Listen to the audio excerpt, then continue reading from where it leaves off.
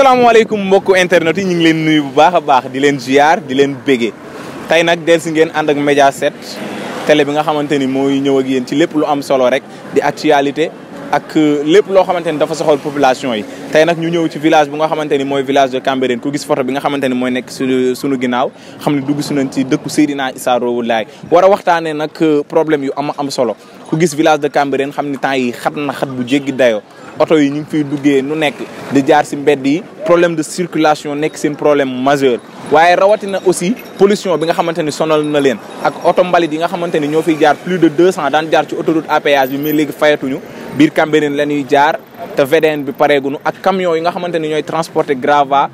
di yab tonnes yu bëree bëri di dégrader tali bi te ku ne xam na ni Cambérène kër yi ak tali bi dañoo jegeyantoo waaye mbedd mi tamit mbedd yi demewul noonu dafa xaw a xat te xale yi si la ñuy jaar rawatina rentrée bi nga xamante ni moom lañ nekk ouverture des classes xale yi reprendre nañ école donc là ça pose problème si lañ leen nar a defal nag reportage bu am solo jël ñi nga xamante ni ñooy population bu Cambérène ñu wax seen xalaat ci loolu waaye tamit souligner si ay solution waaye solliciter autorités yi nga xamante ni ñoo nekk si dëkk bi ñu jéem a saafara jàngoro boobu nga xamante ni mi ngi wokk dëkk bi bu baax a baax naka noonu rek yéen mbokku internet yi lañ leen waxee ngeen suivre nu topp nu ànd ak seen xarit seen soppe ma Serigne Sarr mu dugg nànk ci village bi nga xamante ni mooy dëkku Seydina Issa Rouhou Laye bi defal leen reportage yu am solo yooyu noonu bu ko defee mu mën a am jeexital ci fléau yooyu nga xamante ni moo engendré population bi kon ñu dem rek xool ko.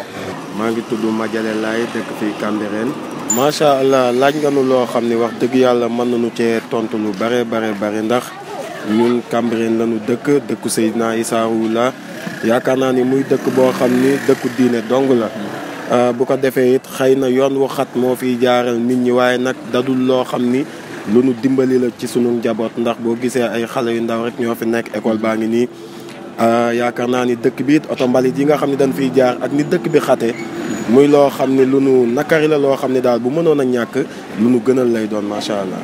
la solution bi xëy na am na ñu nu féete kaw ñu ci war a mën a wax waaye nag liñ ci mën a wax tuuti rek mooy dañuy njuddum dëkk bi ba nga xam ni yàlla dogal na it am nan fi luñ ci mën a wax ci bu nu ko gisee. te du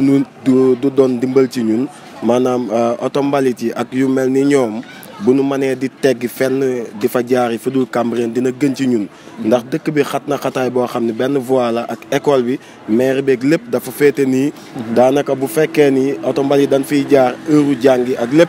ak xale yi nga xam ni daanaka 6e primaire ay 6 ans lan am boo defee nii gis nga ñi yëpp ay xale lañu daanaka ñun ñooy mujj taxaw fii di leen jéggil parce que wóorul ak oto yi nin fi jaare circulation bi buñ ko mënee wàññi daal di teggi dina doon dimbal ci ñun bu baax a baax. ñuy sant yàlla bu baax a baax lu ci jub ñu xam ni yàlla suñu borom la lu ci dëng ñu xam ne ñun ñi doon wax la ndax duñu wax mukk suñu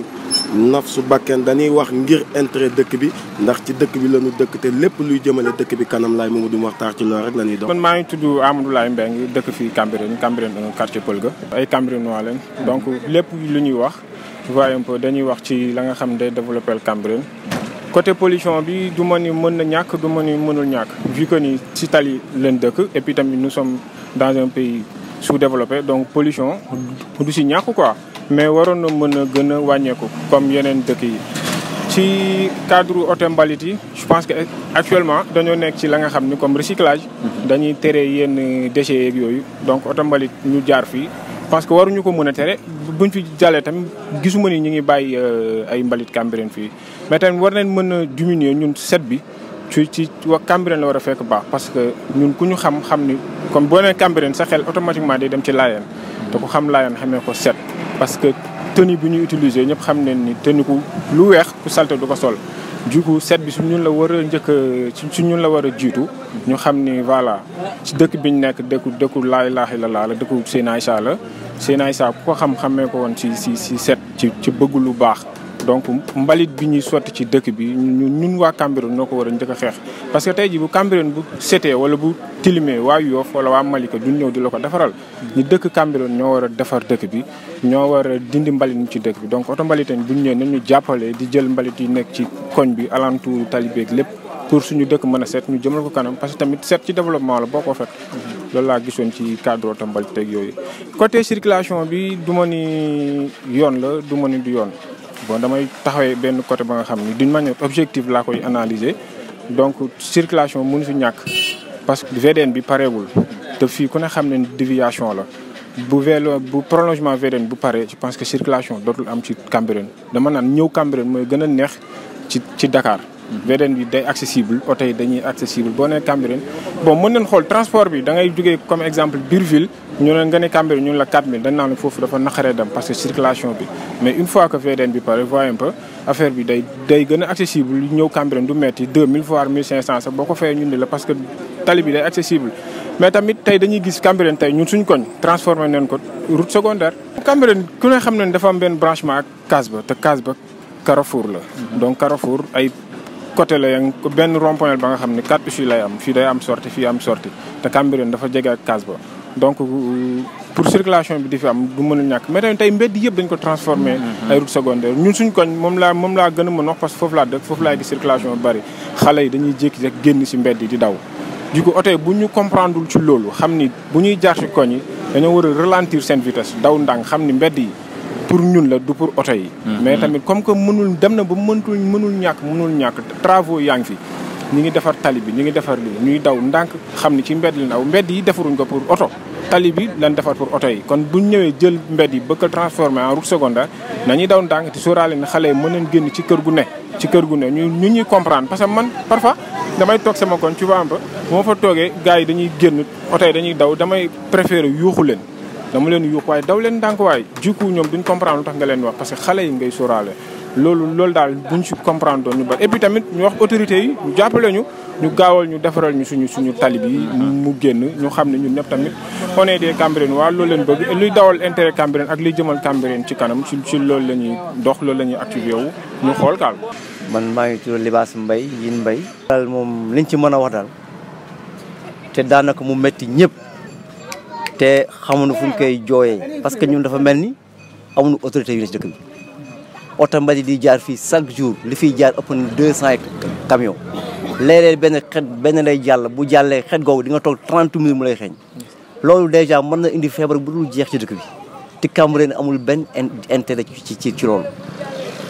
camions yu mag yi yeneen yi transport en commun yu mag yi boo demee jaar ni dem jàmmalaay tali bépp yàqu camions yoo xam ni plus de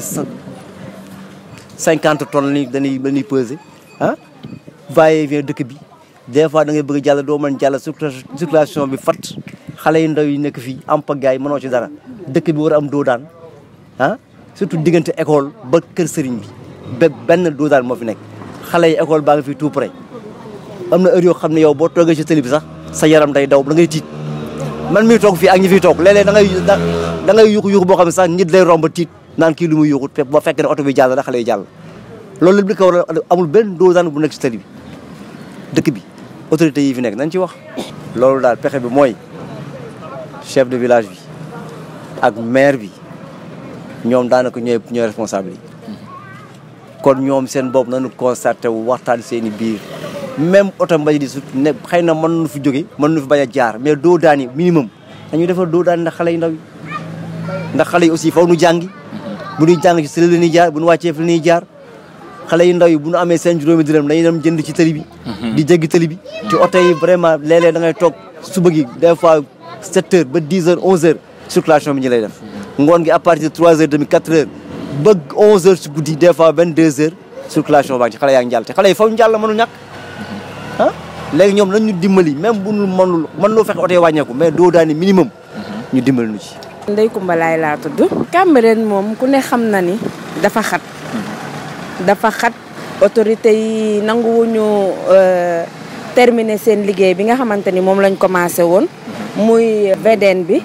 yaa ngi gis boobu ba léegi liggéey bi mi ngi tardé mi ngi taxaw kenn waxu si léegi nag fii moom kenn waxatu sax gis nga oto bu mag bële di ñëw xam nga ni oto yi tali bi lii kiiwu leen arrangé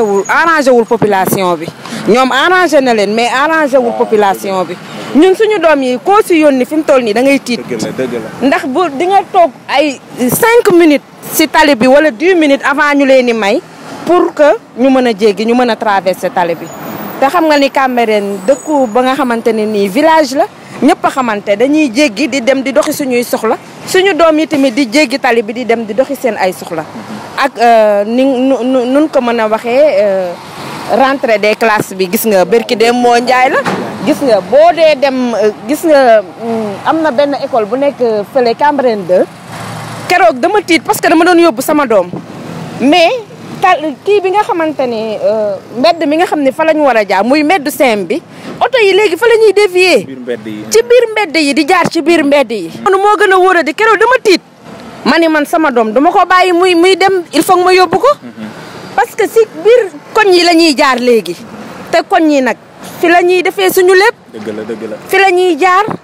buñ mënulee yem si tali bi di dugg si biir koñ yi tamit loolu tamit mi ngi ñuy jural danger. dëgg la Cambérène daal fi mu toll nii daal autorité yi nañ si wax ñi si war a wax nañ si wax kilifa diine yi nañ si wax ñëpp nañ si wax waaw parce que ñu ngi si nekkuñu xaw ma nuñ ko mën a waxee nekkuñu à l'aise. man maay Ndour taximan. parce que xam nga bon comme tali bi dañ koy travaux yi la dañ koy defar yaa ngi dégg te parce que aussi day xat te ñun taximan yi moom xam nga léeg-léeg nga yeb client nga nekk fa 1 heure de temps. yaa ngi dégg parce que bon ñun heure la ñuy liggéey nekkul question que ni dañuy liggéey par kii heure la ñuy liggéey te versement ngay ut. loolu moo tax léeg-léeg boo gisee ñuy jaar ci koñ yi yoon yi ñooy xat léeg-léeg nga obligé pour dugg ci koñ yi léegi boo duggee ci koñ yi booy dañ fay nekk mais teewul da ngay def ndànk léeg-léeg boo séenee benn oto buy ñëw da ngay taxaw bàyyi ko may ko benn espace boo xam day mën a jàll yow nga mën a jàll day obligé yow sa liggéey day mën a gaaw loolu moo tax ñuy dugg ci koñ yi di mayante mais ñun bu ñu amoon lu ñuy gënal nag tali yi pare xam nga moo ñuy gënal surtout yoon bële gis nga yoonu tali bële yoonu Cambérène bi VDN bi côté boobu dafa xat surtout suba si da ngay xëy pour nga jaar fa rek problème la te obligé da bu client war a dem côté boobu sax boo nee ko fayal la temps mu ne noo jaru ko parce que temps bi ngay jël foofu moo tax te aussi ñun tamit suñu liggéey bon bu ñu amee yoon bu gën a gaaw aussi pare moo ñuy arrangé waaw moo ñuy arrangé. loolu moom ñun taximaan ñu ngi koy def wax dëgg yàlla ñun taximaan ñu ngi koy def aussi tamit ñu ngi sóoraale parce que ñun dañoo yor ay njaboot suñu kër dañoo yor ay xale waaw dañoo yor ay xale moo tax aussi ñun bu ñuy dugg ci koñ yi dañuy def ndànk loolu tamit suñu taximaan yëpp xam nañ ko. Xadi laa tudd Xadi Njaay laa tudd di wax ne nag metti na torop nañ fi jaar bu metti chaque jour sax fii moom amul du ñu toog 5 jours te atte wuñ fi xeex dañuy atte xeex bay bëgg a dee chauffeur yi fii la ñuy toog dajaloo di xeex kenn du nangu may sa morom xeex bi day mel ne ay chaque jour dañuy atte xeex en même temps suñu doom yi pour xale bu traversé fii bitig ba yaay day taxaw fële woom ba muy la nga ne ma jàllaleel ma sama doom damay obligé bàyyi li may def dem di jàllale xale ñuy dem di jëndee soit bu ñu paree ma jàllale waat leen ñu dem te loolu tamit metti na oto yi ñi fiy jaare ëpp na jaaduwul ndax fii moom comme tali fii moom moo raw sax tali ba far fii moo raw tali ba metti nañu torop kaas nañ bay bëgg a dee mun ci dara boo baaree woon mbedd bi tey boo amee soxla yaadul dem moo tax kenn mënul baare mbedd yi mais nag metti na fa metti yem sonn nañu ñun waa koñ bi moom sonn nañ ba fa sonn yem waa koñ bii sonn nañ surtout suñu doodaan biñ defoon fii pour oto yi bu ñuy daw ndànk chauffeur yi ñoo ko dindi teg ko nee xale yi xeex nañ ko ba mënatuñoo xeex ñu bàyyi ñoom toog seetaan jeune koñ bi barki fan yee oto foncé na fi ci kaw xale ba ñun ñëpp dañoo tiit ba ñu yuuxoo dafa màttu di ree di dem mu wóor la ne buy eggoon ci xale bi dina ko gaañ ba pare te du taxaw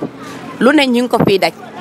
moom lu ne ñi ngi ko fiy gis sonn nañ ci ba fa sonn yem lu ñu ci dimbalee tamit ñu jël fii moom sonn nañ suñu koñ moom sonn nañ sama doomu mag moom scooter ka fi yenu bo am na hôpital 4 fan sonn nañ torop fii moom luñ la fi wax rek am na leneen luñ fi bàyyi li ñuy daj ci koñ bi moom mënuñu la ko chaque jour ñu yuux fi ndax xale ak oto ndax bitig baa ngi nii koñ baa ngi nii bopp koñ baa ngi nii fi la oto yi di génnee chaque jour ñu yuux fi xale ndax oto mi ngi nii lañ dëkkee sonn nañ fi torop te ñu autorités yi tamit lu ñu ci dimbalee tamit ñun ñu jël sonn nañ torop. waaw mbokk yu tedd yi ñoo ko gisandoo mu nekkoon reportage bu am solo boo xamante ni moom lañ leen doon amal tey fii ci Cambérène ñu deroo ko ci buntu dëkk ba ñëw ba ak ci fi nga xamante ne mooy xabru Seydina Issa Rouhou Lahi doon amal reportage si fléau maanaam ci taar et vices yi nga xamante ni sonal na population Cambérène muy oto mbalit yi nga xamante ni ñoo fiy jaar chaque jour plus de 200 te daan jaar ci autoroute à péage bi mais léegi ñu ngi jaar ci biir dëkk bi malgré que ni tali bi paregul di fi bàyyi odeur boo xamante ni mën na sonal nit ñi même bu dul xet gi sax mën na indi feebar yoo xamante ni mën na ronger nit ki ultérieurement mais tamit aussi camion gravats yi nga xamante ni dañuy peser ay tonnes di fi jaar di dégrader tali bi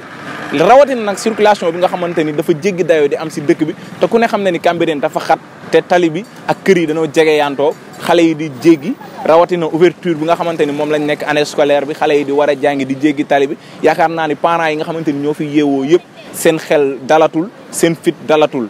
dégg na nag différents intervenants yi nga xamante ni jot nañ cee àddu kaddu yi nga xamante ni moom lañ yëkkati waaye ku si yëkkati rek ba teeral da ngay solliciter autorités yi nga xamante ni ñoo nekk si dëkk bi muy autorité religieuse yi di autorité coutumière yi waaye rawatina ñi nga xamante ni ñooy autorité administrative yi ñu jug taxaw ci fléau boobu noonu xool nuñ ko saafaraa ci mu gën a gaaw Mediaset nag ngeen ci àndaloon ak seen mbokk seen xarit Masserigne ci réalisation bi amoon ngeen fa coupé ak Mody Thiomlaye ñu leen di jaajëfal léegi di leen jox di daje aussi si beneen